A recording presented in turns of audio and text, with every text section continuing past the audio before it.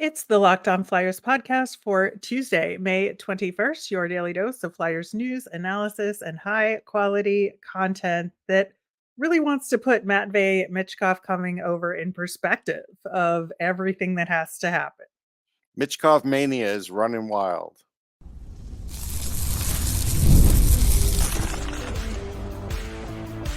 You're Locked On Flyers, your daily podcast on the Philadelphia Flyers.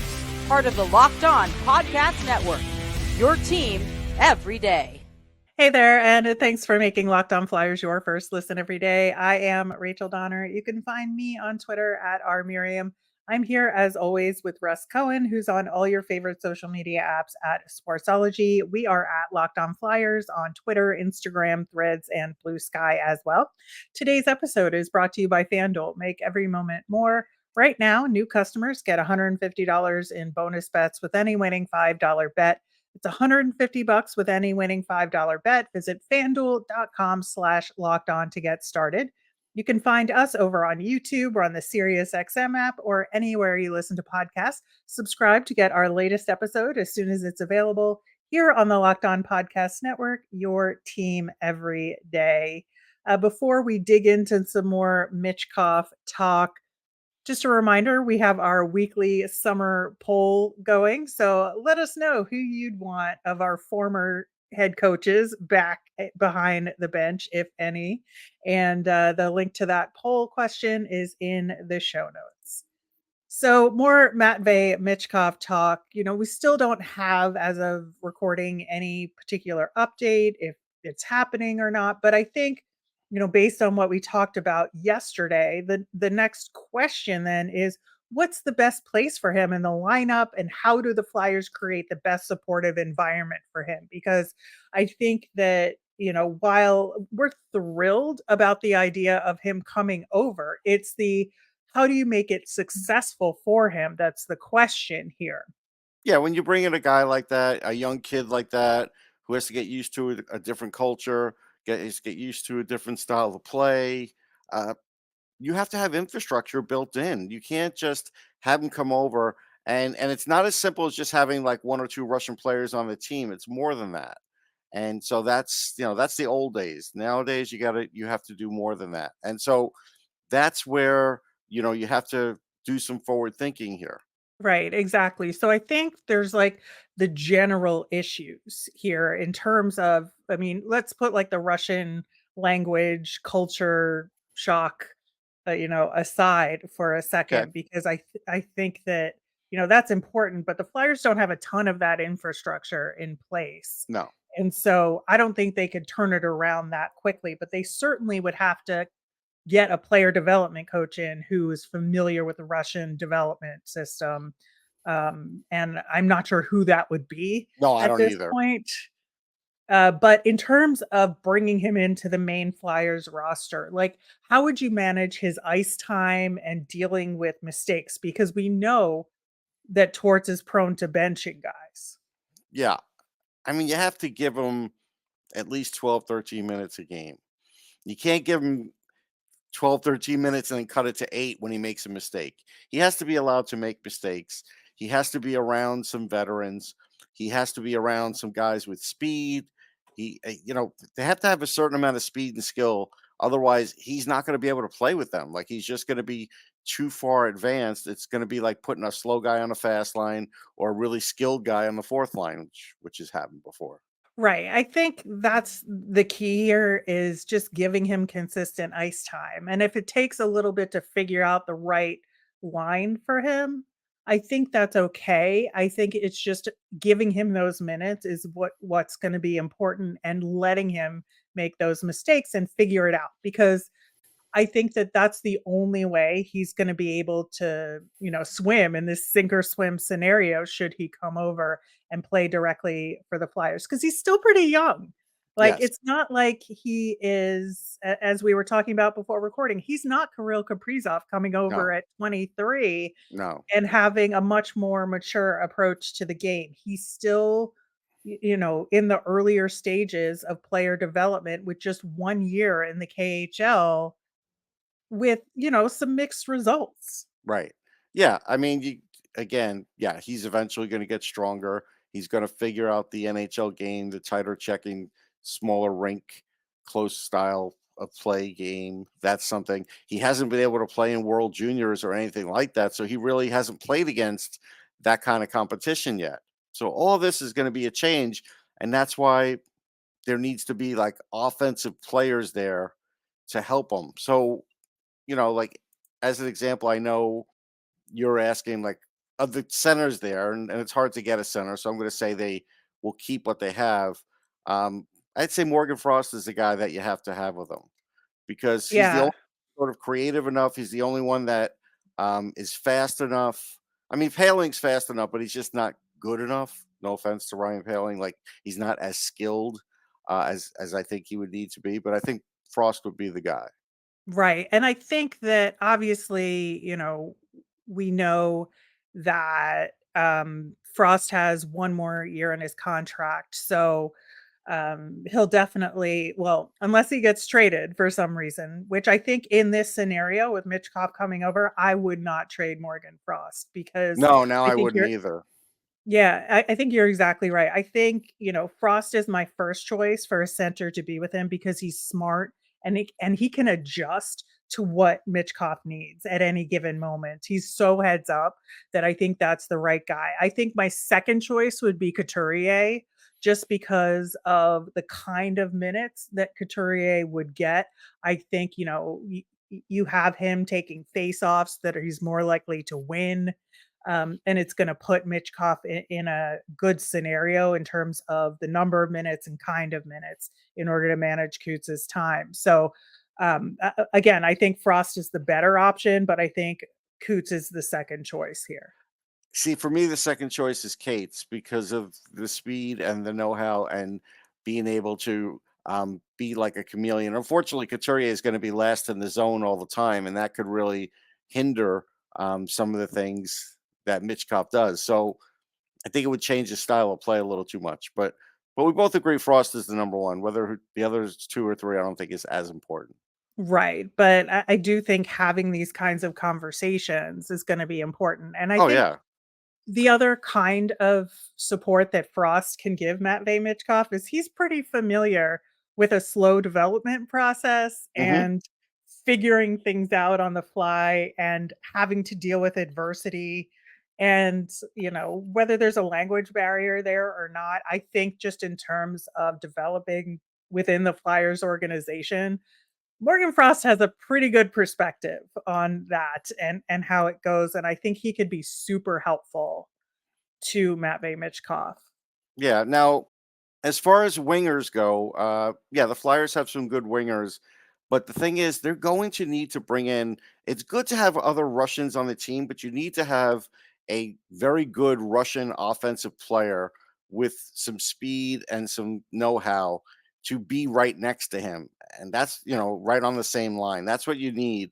And so, to me, I've looked at Andrei Kuzmenko is a free agent. He's not been in the league that long. He did really well with Calgary in his brief stint there. He could play it. Tarasenko's a little older, will cost a little more.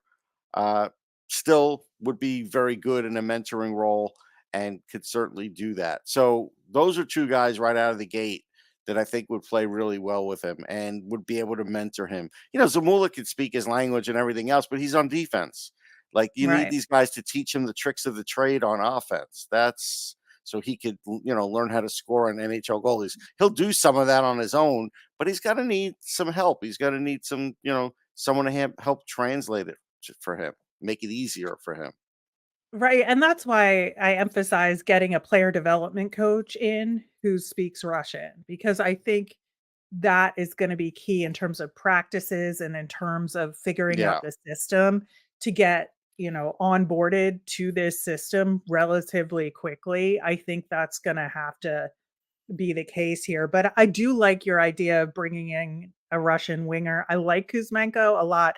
To your point, I think Tarasenko is a little bit beyond at this Yeah. point. I like having, a younger guy. I don't know what Kuzmenko's current situation is and Well, he's a willingness. UFA. No, I know, Oh, but I yeah. just don't know in terms of his willingness to come to the Flyers Right. like knowing that's going to I mean, be if kind of part Michkov's of his there, it would job. certainly help. If you Yeah. tell his agent, "Hey, you'll play on a line with Michkov," it's not going to hurt.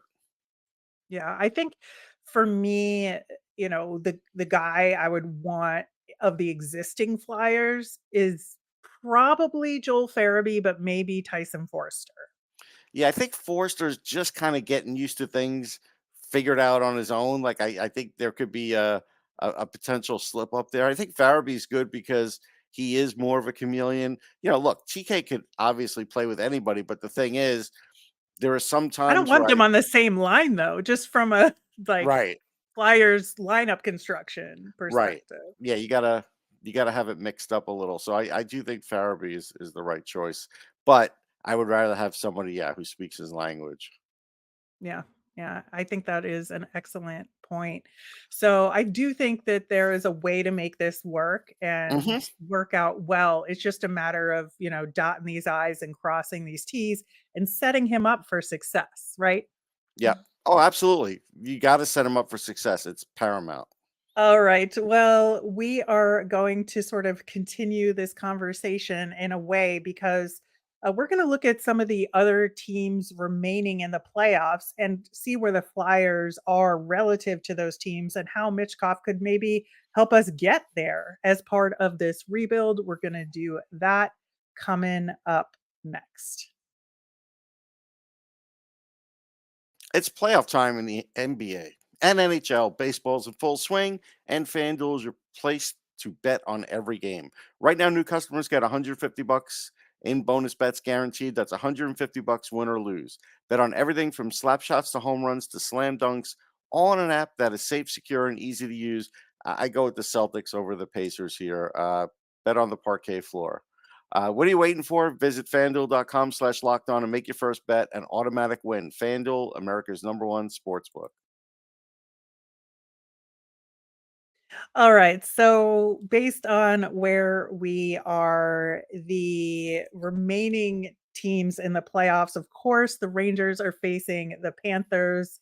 And the other kind of teams we're going to look at here are the Canucks and Oilers to see how far away they are. We know Dallas is through, but Yeah. it's easier to We kind can of only do do this so many teams. Yeah. yeah. Yeah. But so looking at the Rangers, like how did they construct this team? Because we know they kind of did a faster rebuild than maybe a lot of people were expecting. Right. Like their rebuild wasn't supposed to be this fast. They sent out the letter to the fans. It was like, hey, be patient. We're doing this the hard way. They drafted Kako. They drafted Lafreniere. They drafted some of those players. Some have worked out, like Lafreniere. Kako not as much, but he does still play. But if you look at it, like Shesterkin, Kreider, Miller, Lafreniere. I know Miller's a sore spot for you. Those are all drafted players, right? And so Hmm. then you get into, Panarin signing with them. There was a whole host of teams that wanted him, but he chose the Rangers. That's something the Rangers, got lucky with because he always wanted to play there. Vincent Trocheck was a nice signing, over the last year. Then you've got trades. They traded for Fox, a second round pick. They traded um, for Truba. Again, that's worked out really well too. So, you start looking at how it all pieces together, and it's not just drafted players, it's the process of drafting, trading, developing. Because sometimes you trade for a player who hasn't fully developed yet, or you turn him into something better. So that's where it becomes more of a complicated process. Yeah, and I think that obviously the Panarin part of it was really key to their success and turning Yes. things around Because he's quickly. a top 10 player in the league. Yeah, yeah, and then Fox being as good as he is was, I think, a combination of understanding he was going to be that good and him panning out, right? Yes. Yes. And that's, that was the luck that got them on a faster lane. But otherwise they were going to be in the slow lane like everybody else. So, is there anything that the Flyers have going right now that even hints at that kind of a potential? Yeah. I mean, now that Lafreniere is getting into that 50-point range, for Michkov's first year, I think you could look at that. So getting like a key young core player like that, that's a big thing. Forster, sort of like a Kreider light. Maybe someday he Hmm. could, be something like Kreider. Yeah. Kreider didn't come out like Kreider. Kreider first came out, I talked about it on Off the Post with Greg Wyshynski. We talked, he first came out as a speed guy who was really strong and, liked shooting the puck, and then eventually ended up net front. And now, it's hard to stop him, right? But that was a whole metamorphosis. Forster's got the shot. He's got a little better shot than Kreider did. And so we don't know if like Hmm. he'll ever want to go to the net or whatever. So he may have to, do it a different way. But I think, you look at that, and then, when I see, like a Keandre Miller, I think Miller's a little better than Travis Sanheim. But I think when you're looking at who might come in the future, like if Bonk somehow, carries this offense over, then, he would be that. But I don't know if he actually can. York was probably thought to be that and hasn't But quite it done has, it yet. right. So maybe, so that's where, like you talk about with guys panning out, um, what happens. All right. So then if we move to the Canucks, right? This one's Right. an Which is a interesting, similar, faster yes. turnaround than we would have expected. Right, but they had to do a lot of work. Hmm. They did draft Demko. They did draft Quinn Hughes, Brock Besser, Elias Pettersson, Hogberg. Loves the goalie they drafted, right? I mean, they had him, Right. and now he's leading them. Nobody would have thought that, but that's No. but that's how they got him. They traded for Hmm. JT Miller, who was really far and well exceeded any thoughts I ever had for JT Miller as a player, being well over 100 points. 100%. Yeah, he's shutting down Connor McDavid at times. Phil Peronic was developed in Detroit, but then they got him. They traded for Garland. I think they got him from Phoenix, from Arizona. Dakota Joshua was in the Leaf system. They discarded Yep. him. And then they signed Tyler Myers, which I think at the time was a little bit of a head scratcher in the sense that, is he really going to be able to have anything left? And there was talk of him getting traded. And now it's like, no, hold on. He's fitting in. So all of those things have worked out for the Canucks, but it doesn't happen in just 2 years. It takes Right. longer. And and Yeah. that's the, the key part of this. And I think the thing I take away from the Canucks is that it really is a full team effort here Yes. with them. So you look at JT Miller and Tyler Myers, Hmm. and they are, and Brock Besser. You look at those three. None of those three are in the top 10 in scoring in the playoffs. None of them. Yeah. And so you need a lot of depth on that team in order to carry these series. And I think that's the lesson I take away for the Flyers here is make sure you have the depth skill guys to cover your bases when your top guys aren't scoring, A, and B, to support that, to get secondary scoring if your top guys get shut down by the other, teams that you're going to face up against with Yeah. excellent defenses. Right. No, and that's a big thing. Like theirs is a real team effort. And I Mhm. agree. I kind of look at it and say, all right, there's some things there. There's some considerations there. So we look at the Oilers.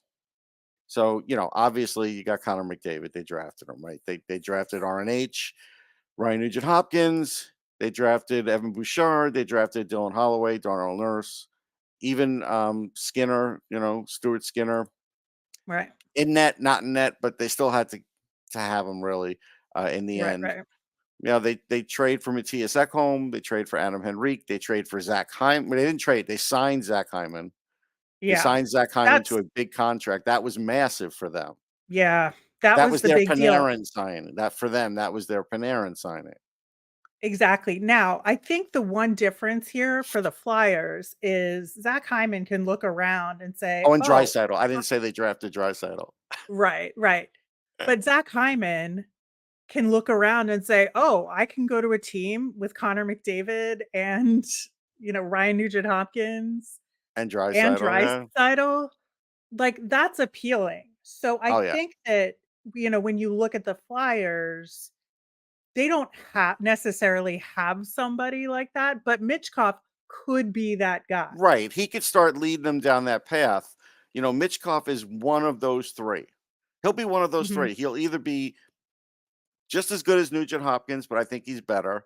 He's not going to be as good as Connor McDavid, and he hopes Right. to maybe be a Leon Draisaitl, which most hope to. But again, and I'll be honest, when he was on the on the draft board, and they kept calling him the German Gretzky, I'm like, we'll see. That's a big thing to live up to. I got to tell you something. He's matching some of Wayne Gretzky's playoff records right now. So, but that's the thing. They went and did that, and then they traded for what they needed, and it took a while. But they couldn't just draft a team. They couldn't. They tried. And so Yeah. they're an interesting one, why I wanted to point them out. And then the Panthers was just an amazing job by their GM, Bill Zito. But they still had to draft Barkov. They still had to draft Ekblad, Anton Lundell, Lucitarian, who I think is like one of those glue guys. They traded for Mhm. Forsling, for Reinhart, for Montour. Verhaeghe was picked up on waivers. Just I had to go back on that one. Just that the story of Carter Verhaeghe is insane.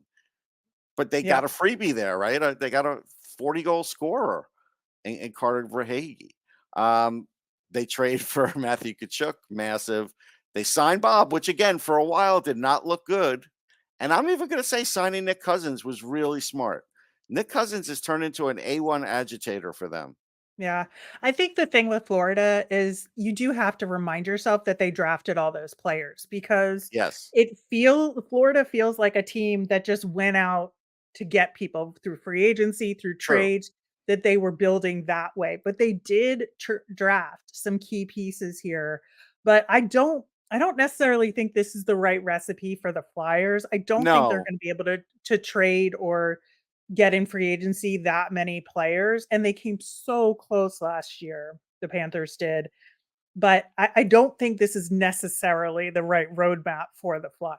I think that the similar roadmap for the Flyers is the Rangers. I think that's the one you look Yeah. at and say that's the one, we're trying to get to. That one's sort of achievable because it's not achievable to get Connor McDavid and Leon Draisaitl in a draft. It's just not True. achievable. Like it's just not. And even, Igor Shesterkin, the Flyers don't have a goalie of that caliber. Even Carter Hart was not that caliber.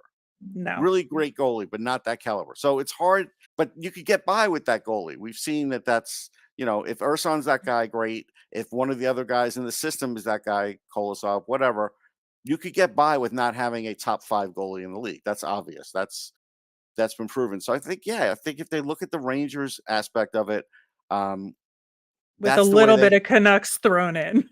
with a little bit of Canucks. Yeah, I think the Canucks also is similar, but they had a wheeling dealing GM, in Jim Rutherford, who had won a Stanley Cup, and this is new for Danny Briere, right? So you can't expect him to have the same kind of gravitas and connections and being able to make all those moves the same way that Rutherford was at the beginning. That takes time too.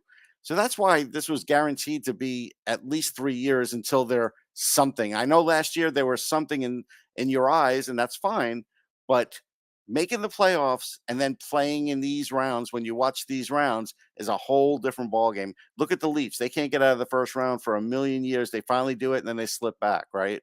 So it's like, that's the whole thing. You look at it that way, and Yep. that's the real story. It's not that you shouldn't get excited if your team makes the playoffs or not. It's the sustainability is so hard in this league. It's ridiculous. Absolutely.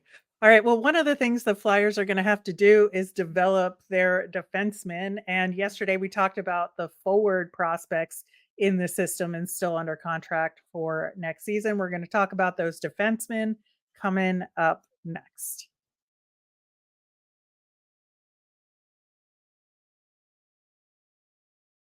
On the Wednesday show, we will be having our mailbag. So get those questions in. You can email us at lockdownflyers@gmail.com, send us a message on Twitter, or comment over on YouTube. These defensemen. So I think, first off, we have to remember that Adam Ginning is an RFA. We'll see if they Yeah. qualify him. I assume they will, but he isn't necessarily part of this conversation as much as I would like him to be, because really the goal for him is just get NHL time next season, and we don't think that that's a very likely scenario. Or go back overseas. Like, I've heard whispers about that. There's Yeah. nothing substantial from within that, but I've heard whispers, and that's possible. Like, if he gets an offer from over Yeah. there and knows that he can get guaranteed SHL time, he may just say, "Hey, I'm going to go back there for a while." And then Victor Mete is a UFA, and he's likely to walk. So where we're Right. starting off with Or skate. is yes. It's a dad joke. Yes, Sorry. that's fine. Ronnie Attard is number 1 on our list, right? Yes. And he, more than anybody, I think, is the one that should be a part of the Flyers next season. And I just worry about the way to get him there because I just don't know where the spot is, especially with the forward situation being very full. There's only one spot for a defenseman available. Right. You don't want him to get there on an 11-7 situation like Zamula because he needs to play more than that. He does. Right. Zamula is not quite as gifted as Attard as far as offensively and for that all around game where he's a little bit physical too. So he needs to play more. So if it's just, 10 minutes a game, it's not worth it to play Ronnie Attard 10 minutes a game. It's just not. So I'm with you. Getting out of that 11-7 talk because I hate it. You don't want him to really earn his spot because someone got injured either. But it does sort of seem like he's got to wait for that first injury, and that sucks. But, today that's what it's looking like. And, he's a good guy. Look, he's happy to be where he is. He was an overager when he got drafted. Everything came late to him. So he's going to have patience. So from the player Yep. perspective, I'm not worried about it. I think we saw that while he may not be the fastest defenseman, he was able to keep up with pace. I think we saw that his shot was good and he was physical and he played pretty good D. Him and Jennings at time were good, and we're proving it at times in the NHL. So, yeah, I think he'll be fine. I think this is a really good year of development for him, whether it's in Lehigh or Philly, but it's going to be. Emile Andre, I think, is the guy that could potentially get boxed out here because I do think that he made significant progress this season with the Hmm. Phantoms. I just don't know that it was enough to get that roster spot back, especially when you look at what Ronnie Attard was able to accomplish and not look out of place the same way that Andre did. I think it's going to be a really interesting battle. And I think that, they're two completely different kinds of defensemen, first off.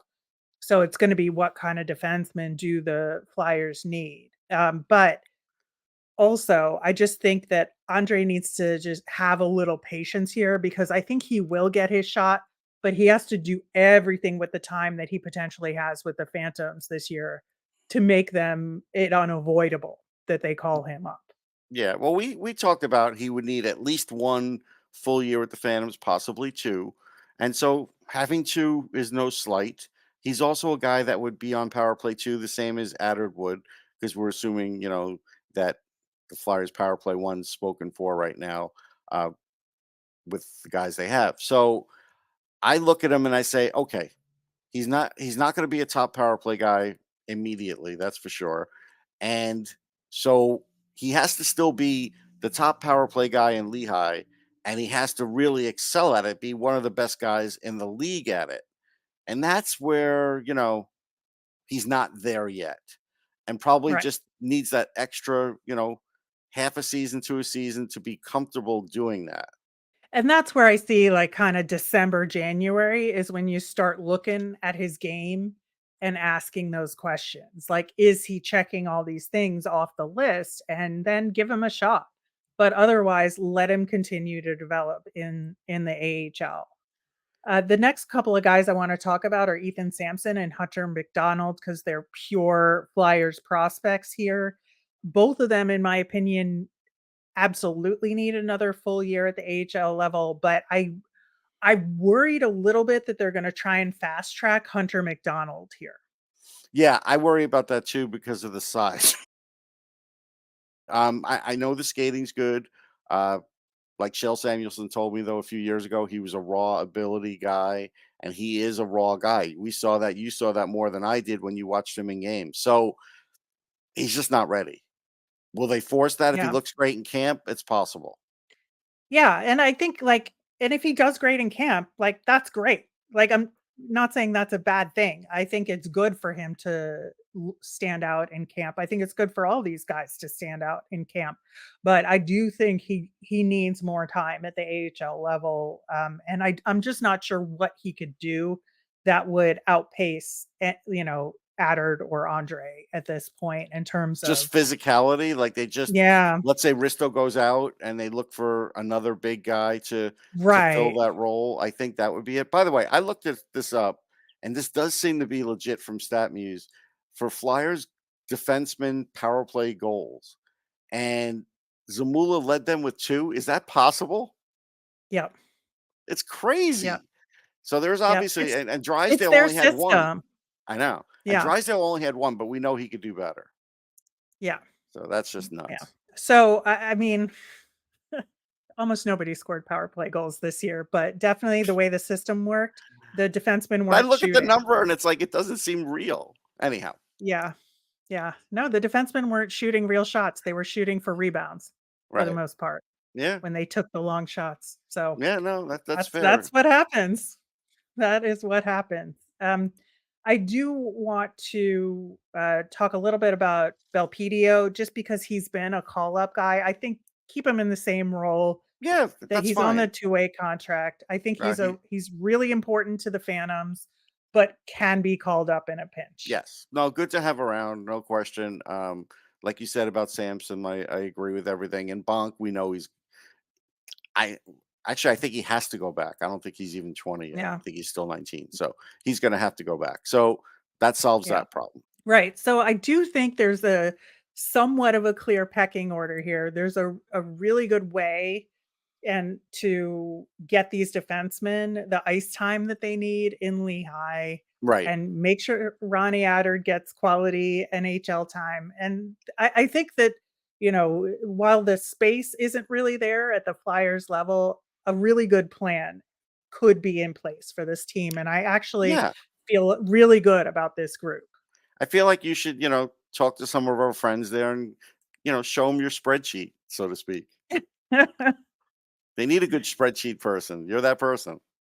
I know. I heard about there's like Excel competitions. I'm thinking about joining one There of you go. them at some point. But That's yeah, that I goes right up there with Bandcamp for nerd award of the year. listen, Bandcamp is a really good thing for music development. And don't knock the arts. They help you No, with I things don't. like that. I played. No, that's true. I played music. I'm just having some fun. All right. That'll do it for today's show. We'll be back tomorrow with a deep dive into Cam York's season. Speaking of defensemen, plus we'll have your mailbag questions. So make sure you get those in via Twitter at Locked On Flyers. Email us at lockedonflyers@gmail or comment over on YouTube. I'm Rachel. I'm on Twitter at rmiriam. That's RMIRIAM. I'm Russ. I'm at Sportsology. SPORTSOLOGY. Locked On has launched the first ever national sports 24/7 streaming channel on YouTube that's also available on Amazon Fire TV and the free Fire TV channels app. Locked On Sports Today is here for you 24/7, covering top sports stories of the day with local experts of Locked On, plus national shows covering every league. Find Locked On Sports Today available on the free Fire TV channels app. Have a great day, everyone.